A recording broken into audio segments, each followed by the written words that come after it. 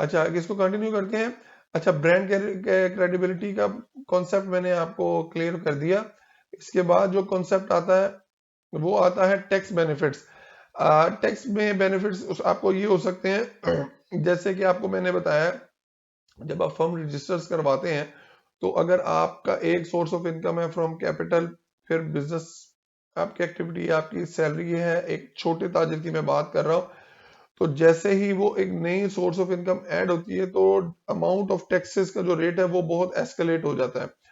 तो इसमें कॉरपोरेशन क्योंकि एक अदर लीगल एंटिटी होती है, तो अगर आपका एक आप सैलरी से अर्निंग कर रहे हैं उसका रेट सैलरी का सेपरेट लगेगा, और अगर आपकी कॉरपोरेशन है, कंपनी है, तो उसका रेट अलग लगेगा क्योंकि ये एक सेपरेट एंटिटी बन जाएगी।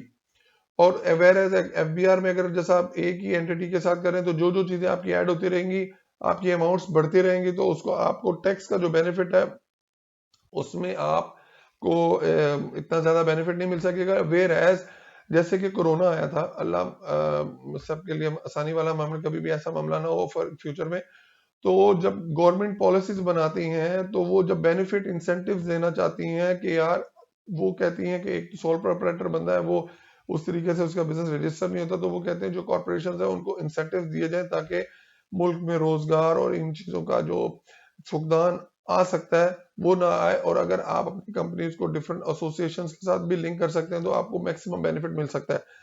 और एक और बेनिफिट ये होता है परपेचुअल एग्जिस्टेंस।